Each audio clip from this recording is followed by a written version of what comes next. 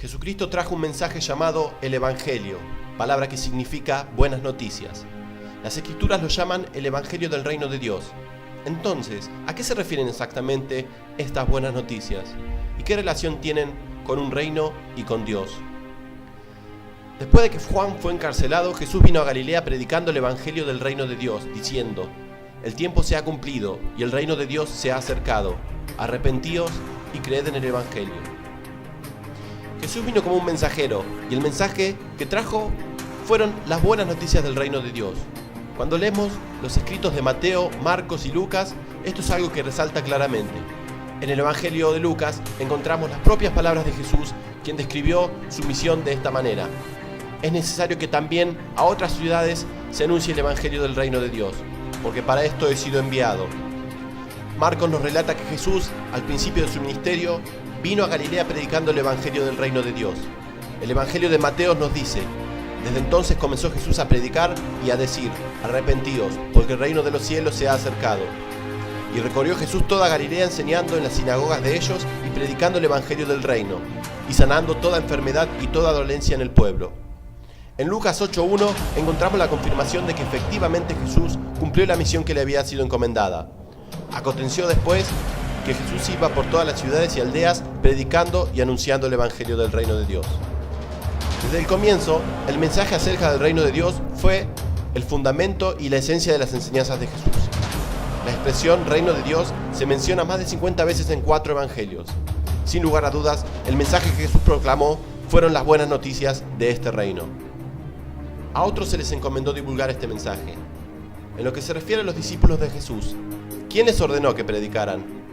Habiendo reunido a sus 12 discípulos, les dio poder y autoridad sobre todos los demonios y para sanar enfermedades, y los envió a predicar el reino de Dios y a sanar a los enfermos. Lucas 9:1-2. Más adelante, instruyó a otros para que también proclamaran el mismo mensaje. Después de estas cosas, designó el Señor también a otros 70, a quienes envió de 2 en 2 delante de él a toda ciudad y lugar donde él había de ir. Les ordenó que anunciaran a la gente que se ha acercado a vosotros el reino de Dios. El tema central del ministerio de Jesús fue claramente el reino de Dios. En su famoso Sermón del Monte, Jesús encaminó a sus seguidores hacia el reino diciendo: bienaventurados los pobres de espíritu, porque de ellos es el reino de los cielos. Bienaventurados los que padecen persecución por causa de la justicia, porque de ellos es el reino de los cielos. Jesús les dijo que para entrar en ese reino era preciso que obedecieran la ley de Dios. De manera que cualquiera que quebrante uno de estos mandamientos muy pequeños y así enseñe a los hombres, muy pequeño será el llamado en los reinos de los cielos. Mas cualquiera que los haga y los enseñe, este será llamado grande en el reino de los cielos. Porque os digo que si vuestra justicia no fuese mayor que la de los escribas y fariseos, no entraréis en el reino de los cielos. También recalcó la importancia de someterse a la voluntad de Dios. No todo el que dice Señor, Señor entrará en el reino de los cielos, sino el que hace la voluntad de mi Padre que está en los cielos. Cuando Jesús enseñó a sus discípulos a orar, les indicó que una de las peticiones más importantes debía ser: venga a tu reino. También le mandó que buscaran primeramente el reino de Dios y su justicia. Entrar en el reino de Dios debe ser lo más importante en nuestra vida. En muchas ocasiones, Él se valió de parábolas para ilustrar diferentes aspectos del reino. Pocas horas antes de su crucifixión, Jesús le dijo a sus discípulos que no volvería a participar de los símbolos de la Pascua hasta que se cumpliera el reino de Dios. Luego, después de su muerte y resurrección, Jesús se les apareció a sus discípulos durante 40 días y, según podemos leer en Hechos 1:3, continuaba hablándoles acerca del reino de Dios. ¿Cuál fue el mensaje que predicaron los discípulos de Jesús? Jesús no fue el único que predicó ese mensaje.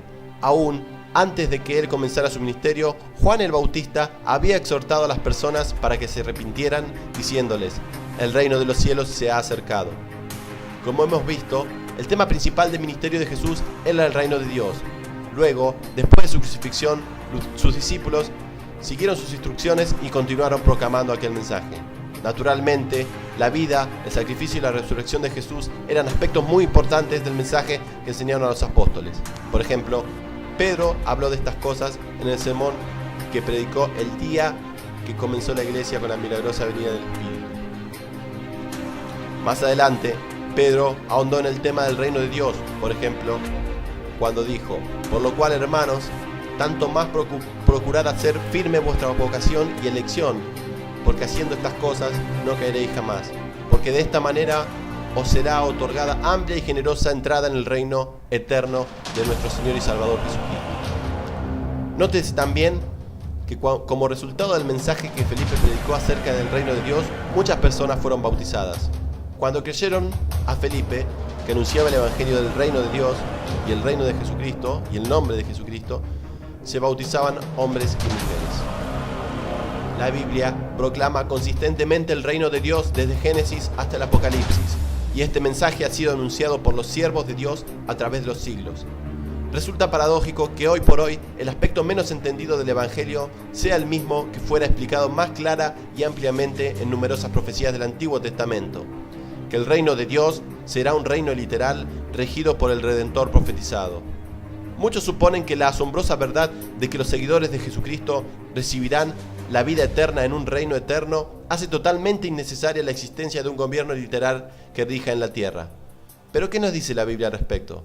Dejemos de lado cualquier idea preconcebida que podamos tener y creamos lo que la palabra de Dios tan claramente nos enseña.